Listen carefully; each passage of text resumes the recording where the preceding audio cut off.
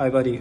Here we resemble the same situation as your front wheel hub, which is actually not fixing on the hub. So now I'm gonna show you how to solve this, to fix this issue.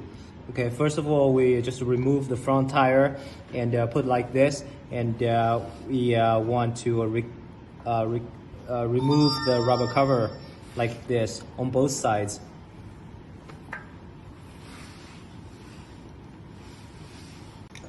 Okay, and then we need two wrench of 17 millimeter.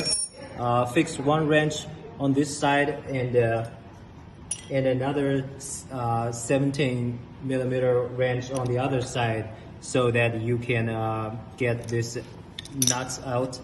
And after it's out, we actually the important part is the nuts inside here, if you can see. Okay, we need to adjust the inside nuts here until the axle doesn't move at all. Okay, now we actually drive the inside nut inside, so make the axle very solid. And so now we can recover the outer nut, okay, to its place. So by this way, we fix the axle and make it solid. And then we install the rubber cover and install the front wheel back to the bike.